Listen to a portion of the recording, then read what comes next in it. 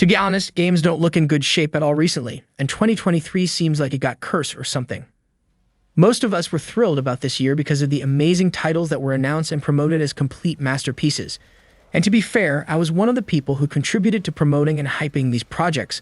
But the problem is that when delivery time was up, we got games that looked like they had been developed in 2 weeks as a part-time job. Just like those old days in school, when you only had 5 minutes left to finish a test and you started writing all the information in your head randomly.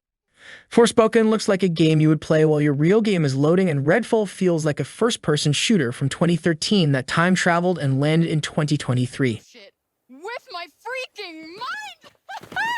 But for now, let's focus on survival horror. I feel that I haven't seen a good one coming in years. I know that Resident Evil 4 Remake just got released, and it was great, but that's definitely not enough to satisfy our appetite. We need some new IPs for a change. We need new stories, new worlds, and new characters. In other words, new freaking games. That's why instead of waiting for something to happen in the future, I started digging into the past, the golden times when games were fun and buying a game was like getting a house to live in. So many great experiences passed by and most forgot about them, and since we're going through dry days when it comes to good stuff to play, I thought this would be a good time to remember them. In this video, I'm going to showcase some old survival horror games that were released in the last 10 to 15 years. I recently replayed these games because I literally feel that they're more enjoyable than most of the trash that came out this year so far, so without further ado, let's start.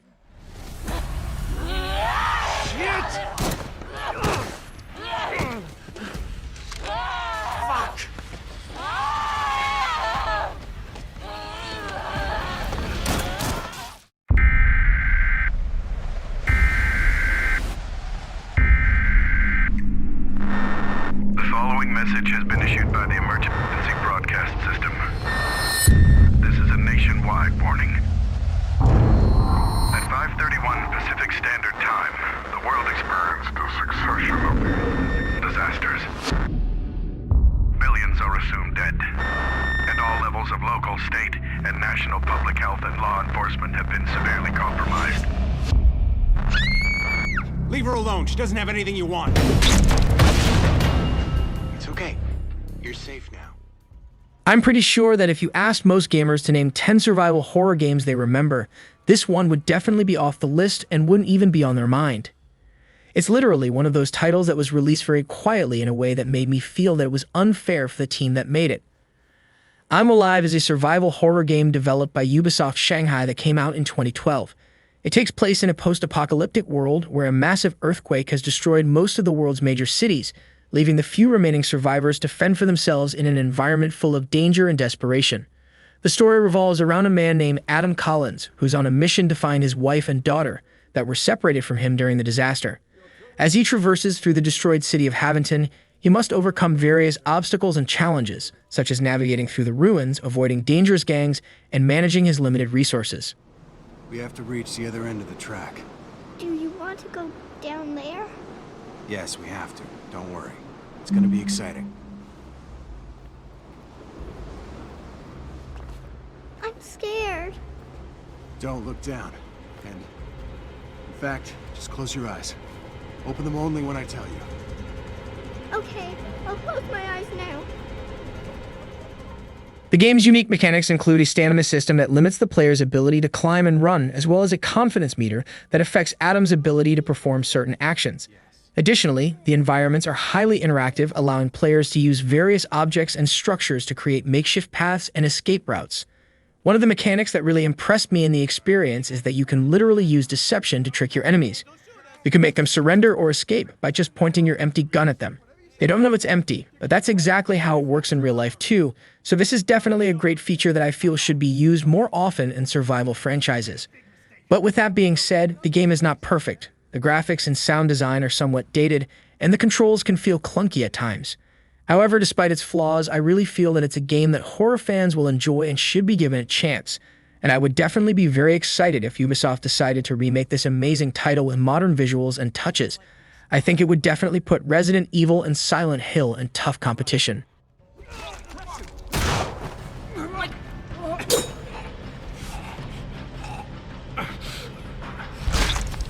Obviously, our friend here has more balls than good sense. Whoa, guys, take it easy.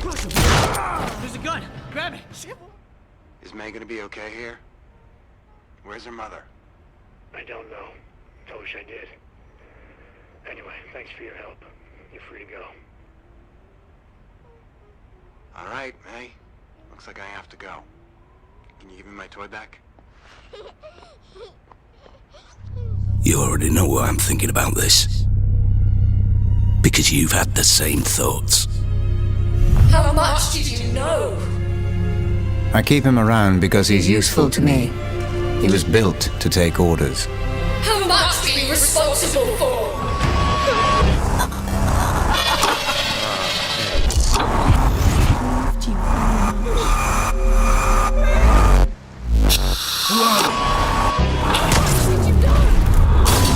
If it helps you focus, you may call me.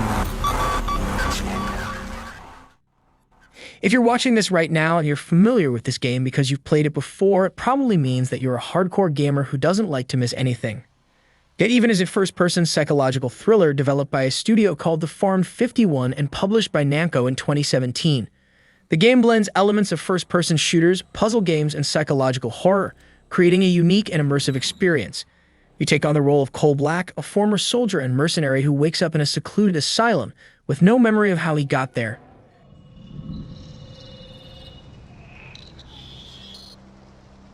DNA found. Sample corrupted. Shit.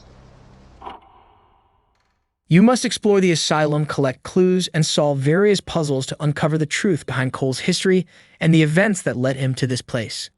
One of the unique components of Get Even is its use of technology to enhance the gameplay experience. The game features a device called the Pandora, which allows the player to scan objects in the environment and reconstruct events that occurred in multiple timelines. This mechanic adds a layer of depth to the playthrough and creates a weird sense of immersion in the story.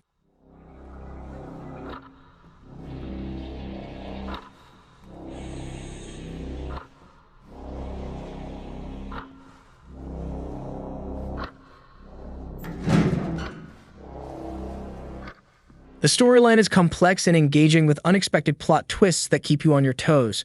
Meanwhile, the visuals are impressive and very effective in creating a realistic and eerie ambience in the dark, abandoned asylum. However, nothing is flawless in gaming, and Get Even definitely has its weaknesses. The pacing can be slow with long periods of exploration and puzzle solving, and the combat mechanics are not as polished as those of other contemporary first-person shooters, leading to a lack of challenging action sometimes. But aside from that, Get Even is clearly an impressive title that blends elements of various genres. The game's storyline, immersive atmosphere, and innovative use of technology make it a worthwhile experience for fans of psychological horror and puzzle games. And if you enjoy games like Condemned, then this is obviously something for you.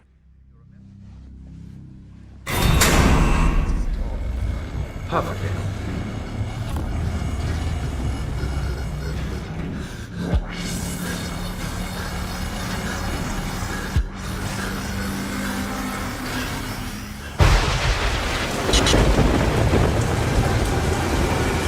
This may be the last time my voice is heard. I told them it was unsafe.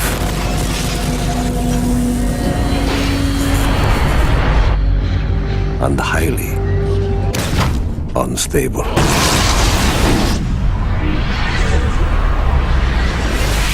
They wouldn't listen.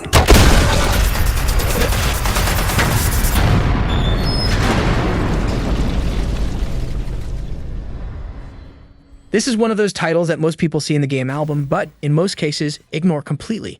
Singularity is a first-person shooter game developed by Raven Software and published by Activision in 2010. It is set on a fictional Russian island called Katorga 12, where a failed Soviet experiment has caused a time rift, leading to a catastrophic disaster in the year 2010. The player takes on the role of a U.S. military operative sent to investigate the island, where they discover that the timeline has been altered by the experiments. You must navigate the island, fight against various enemies, and use the game's time manipulation mechanic to solve puzzles and progress through the story. The time manipulation feature is definitely the most memorable element of the experience.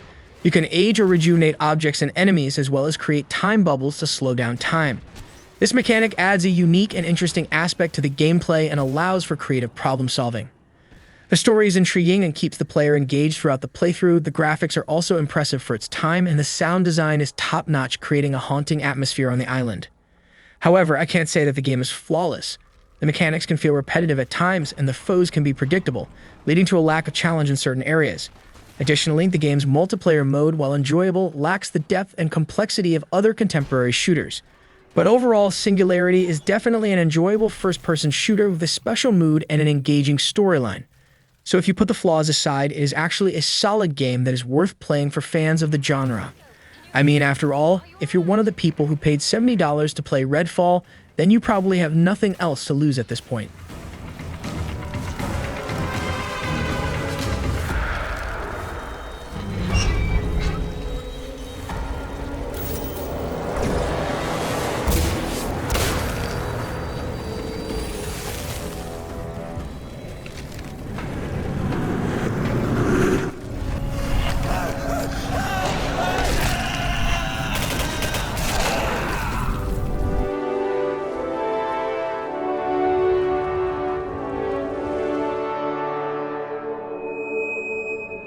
Hey, you.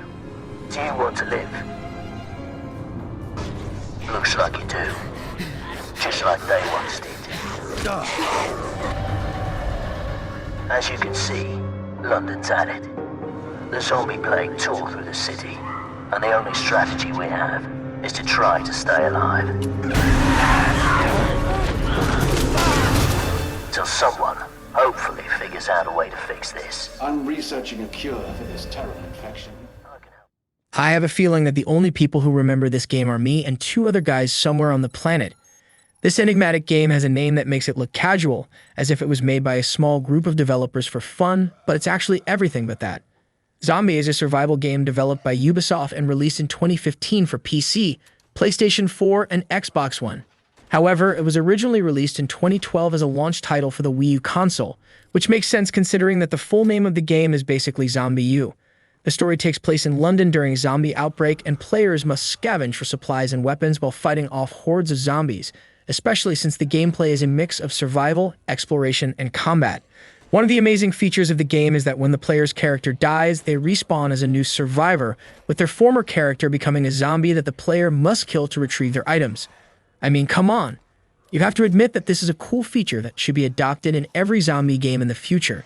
Just imagine if you died in Resident Evil 4 and then you found yourself compelled to kill a zombie version of Leon S. Kennedy to take his weapons and tools.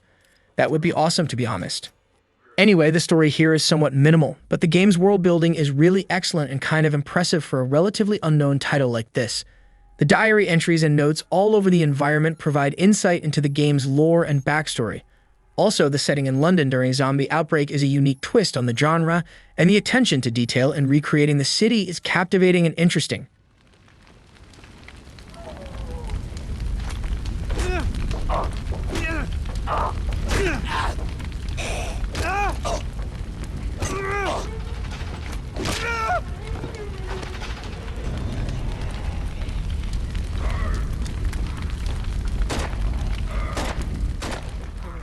To summarize everything, Zombieu is really a fun game that deserves a chance from zombie fans who enjoy taking down some zombies in a big world that's inspired by an actual location. Even though some people may find the difficulty here a little bit unstable and punishing in some situations, and the story may leave some players wanting more, but that's not enough to make me drop this game and consider it a failure. So if your gaming schedule is not busy these days and you want to go back in time to try some fun experiences, Zombieu would probably be something to consider.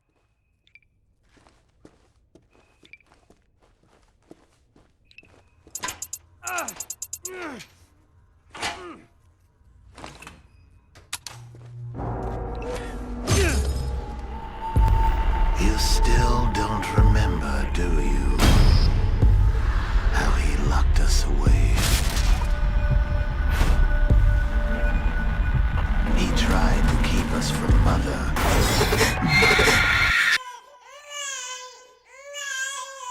But he failed.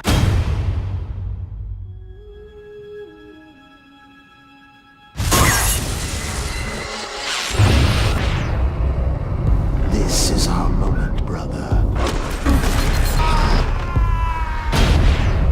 This is where we must stand together. Say hello to Mother. This one is not necessarily unpopular or forgotten, but it's definitely old enough to make us crave a new sequel. Fear 3 was developed by Day One Studios and published by Warner Brothers in 2011, and it's the third installment in the Fear series that continues the story of Alma Wade and her supernatural powers. The story takes place 9 months after the events of Fear 2, where Alma Wade is pregnant and nearing the end of her term. You play as Point Man, a genetically enhanced soldier who is rescued from Armacham Technology Corporation's captivity in a Brazilian jail by his resurrected brother Paxton Fettel. The two brothers head back to Fairport, but they don't really trust each other. Point Man wants to save his colleague who is still missing and prevent Alma from giving birth. Fettel, on the other hand, has different plans and his intentions are completely in the other direction. But things eventually take another turn and a new threat arises that even Alma is afraid of. The storyline explores the relationship between Point Man and Paxton as they team up to fight against Alma and her army of clones, but be careful. Your brother is not actually very faithful, and you'll eventually find out that he's actually working against you. You will also interact with other significant characters that can help you in your quest, including a woman named Jin Sun Kwan, who is a Korean-American working as a technical officer with the Special Forces. The mechanics here are robust, featuring fast-paced action and gripping gunplay. The time-slowing feature also introduces a strategic element to the gameplay, enabling players to avoid enemy fire and take down adversaries with accuracy. Furthermore, the cooperative mode of the game is skillfully executed, with distinctive gameplay mechanics for every character.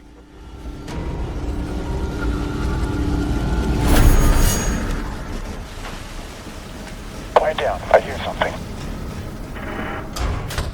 To sum it up for you, Fear 3 has a lot of things to offer that can make it worth your time. The plotline here is captivating, complete with unexpected developments that keep the player engrossed from start to finish, and the visuals are stunning, with intricately crafted environments and artfully designed enemies that evoke feelings of terror and apprehension. But if I had to mention some downsides, then it's definitely the shortness of the single-player campaign and the predictability of the enemies in certain cases, which can make it a little easier to take them down.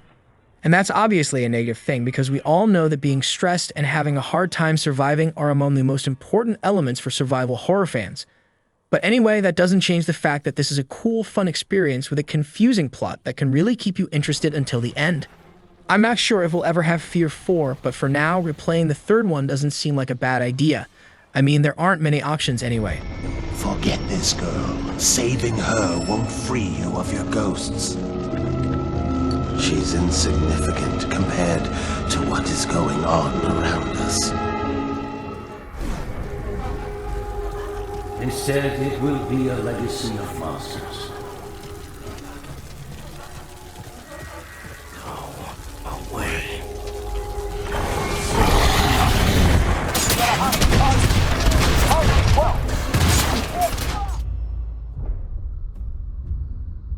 Heading to base? I don't think I'm alone out here.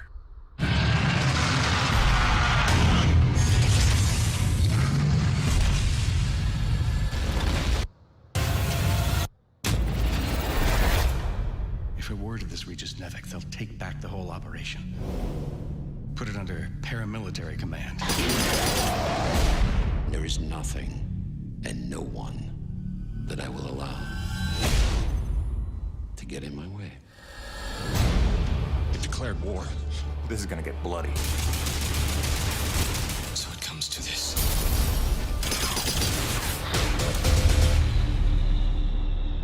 You brought this on yourself.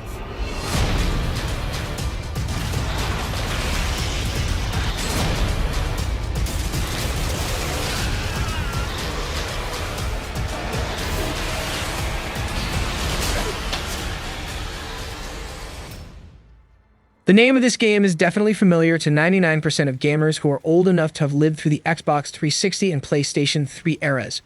Personally, whenever I think of franchises like Dead Space and Mass Effect, Lost Planet always comes to mind automatically, because it's one of those titles that felt so integrated into a certain generation of gaming, specifically the years of 2006 to 2013.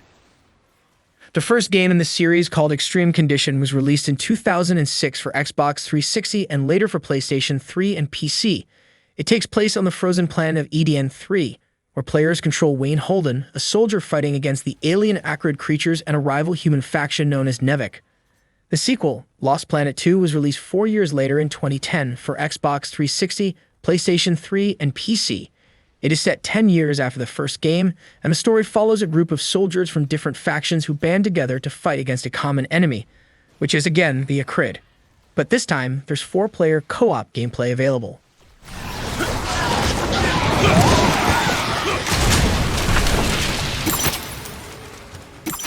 Three years later, the third game in the series, Lost Planet 3, was released in 2013 for the same platforms. It serves as a prequel to the first 2 games and follows a guy called Jim Peaton, a rig pilot who is sent to EDN-3 to mine thermal energy.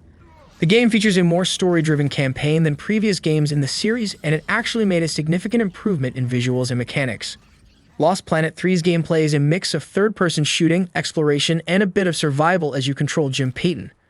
It offers a rich and interesting plot, with players completing missions for various characters and fighting off hostile creatures. The rig is a key component of the gameplay, as it can be used to explore the open world and take on the tougher enemies. Meanwhile, the graphics were generally well received by gamers and can be considered satisfactory for their time.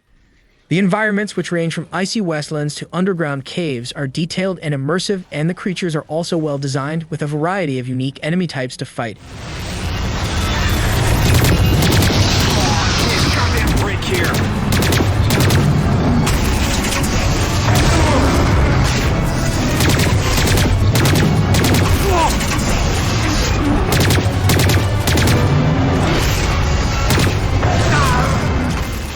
If you finish the 3 games and your appetite is still asking for more, then Capcom has got you covered. Because the Lost Planet franchise also includes several spin-off titles, including Lost Planet Colonies, a re-release of the first game with additional content, and there's also Lost Planet Extreme Condition Colonies Edition, an expanded version of the original game for PC. The franchise also includes a mobile game called Lost Planet Mobile, which was released for iOS and Android devices in 2010. With that being said, I really can't understand why Lost Planet 4 is not even an idea to this day. I can't confirm if Capcom gave up on the franchise completely or got busy with other projects and couldn't find space for it. We know that they're working on a science fiction title called Pragmata that's supposed to come out this year, but to be honest, I highly doubt it will see the light of day before 2025. Hello? Is there anybody out there? I'm here, fellas. You got pretty lucky. Landed on a solid outcropping. Seems stable enough. Anybody hurt?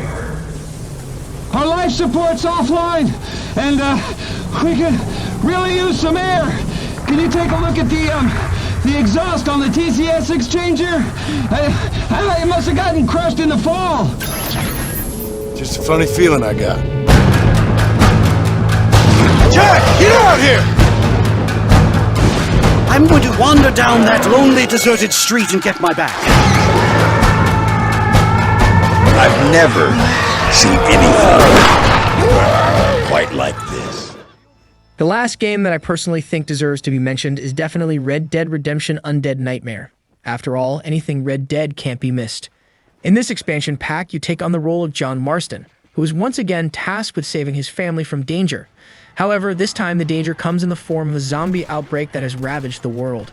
You need to traverse the open environment, completing missions, and fighting off hordes of undead creatures, all while attempting to find a cure for the plague. Undead Nightmare features a new story campaign, new weapons, new characters, and new gameplay mechanics, including the ability to use undead horses as mounts. The game also includes a multiplayer mode that allows players to team up with friends to fight off the zombies together. So if you want to have some high-quality fun in these weird days of modern gaming, then this one is a suitable target for you. We were boyhood friends, John. Moses is having a tough time right now. Ain't you, pal? This is it for today. I wanted to make a quick list for those people like me who think that the gaming library these days is a little bit empty and the available options are not even worth it. I mean, how many $70 do we need to spend on unfinished projects so we can learn our lesson? Anyway, if you think this list was informative, let me know in the comments, or if you know any other titles that would make a perfect addition to this compilation, then don't hesitate to share it with us. See you in the next video.